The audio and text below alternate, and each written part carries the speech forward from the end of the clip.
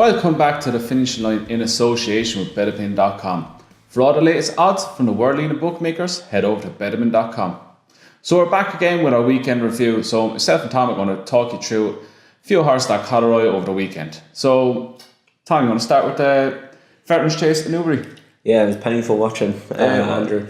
Abolitionist, he turned in and moved into second, and I was kind of saying, right, here we go.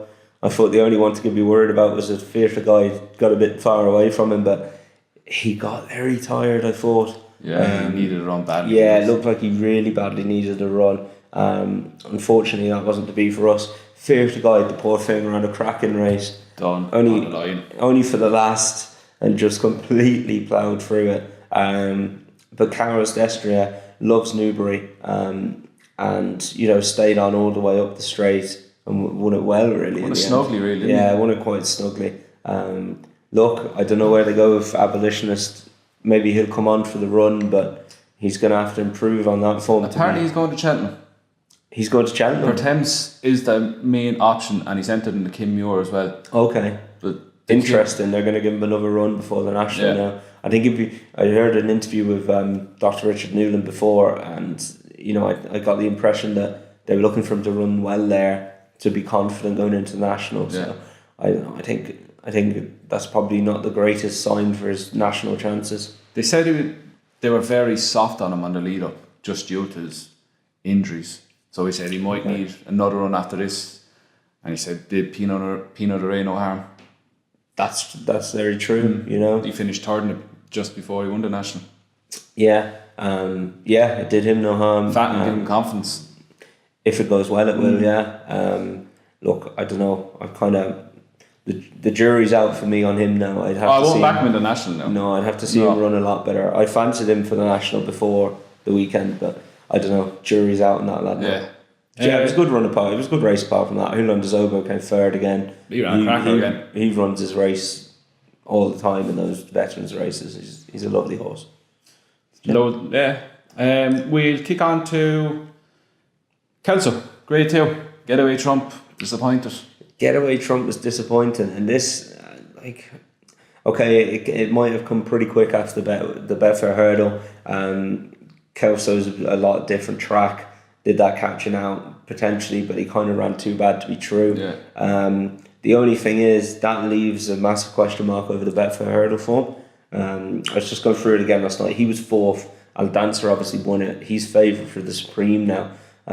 He won it well that day, but he did get the run of the race. The top three got the run. Yeah, and I thought Getaway Trump was the one to come out that race because he was held up off the slow pace, and I thought he'd be the one. But then if you look at the form, the second Magic Dancer, Kerry Lees, is very exposed off a mark of 125. You're not looking at him who's going to improve 10 pounds. Yeah. He's an exposed handicapper. And Blue Cavalier, who was having his first run for Salmon Alley Strong, he may improve for them. But he was with Paul Nichols before and was beaten in a cellar before that. Yeah. You wouldn't think he's the type to go and improve a stone. The more you delve into it, the more bad it looks. It's questionable. I'm against Al Dancer for the Supreme. I can't see him going off favourites. If he goes off favourites, there's something wrong. I don't know. I think people are supporting him. Willie Twiston Davis coming out afterwards. I heard the report. He was in the bar for the day, but he was interviewed straight away afterwards and said, "Oh, it's the best horse I've ever had." I heard that. Sam said, wasn't it? I saw Willie saying it anyway. So, but I don't know. Unless they go on reputation of him, maybe it is the best horse they've ever had. But he's got to step up on that form. The form of that Betfair Hurdle isn't as it usually is. I wouldn't imagine. Betfair Hurdle winners don't have great records in the story, really, do they? Some of them go on, and for unexposed novices, it can be a good race for them. But he is an unexposed novice. But I just don't think the form of this year's renewal is that good. No, I can't have him for the Supreme either now. Right. Navan, Jatez. Yeah, finally we got a winner up. Jatez was quite impressive actually. Yeah. We didn't know who was going to take him on. Duca de Tay took him on, but he's been a bit disappointed now. Yeah. He was disappointed the last day in the Arkle, and he disappointed he was beaten a long way from home. behind Jettas or Jets even. Sorry. What do I call him, Jetes? Yeah, Sounds better. There is a Jettas. I think he's more of a hurdler, that lad. But yeah, this is Jets. He was impressive. He got his due reward for being very consistent this Christmas and spring. Horse that caught the eye, I didn't actually mention him because I wasn't sure if he'd run, but there's a horse called Ben Rubin who was second. He ran a lovely race behind Expatriate at Furnace the time before this, and he's one to keep an eye on. I just didn't think he'd have the class to match either of these, but he did. He was held up and he was ridden to kind of get home and be placed, I think. And he's a horse to really keep an eye on, I think, in the right grade. Maybe a handicap off a big weight, I'd say he could be one to keep an eye on. Anything else from the weekend?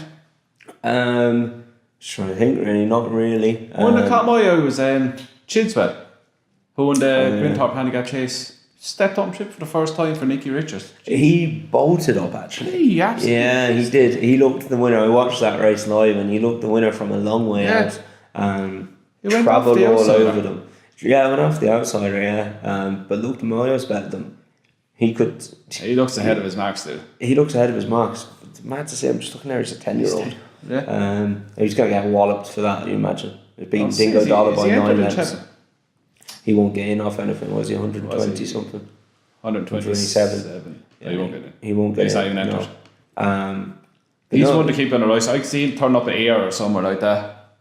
Yeah, he's suddenly improving. That was a good handicap chase, and to go and beat them that well, that was a good run for him, really. He's going in off the back of a win as well, and he was rightly overlooked, wasn't he? I would say another one is just the bumper. We were talking about this, the bumper at Leopardstown yesterday, which was run in snow.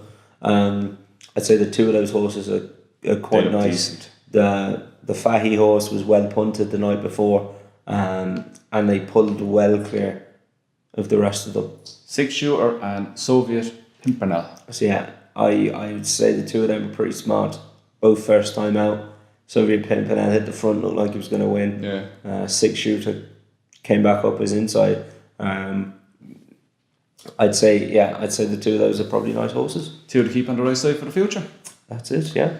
Yeah, so that's another weekend review done, and we'll be back again on Friday with the build up to Cheltenham and a small preview of Sandown.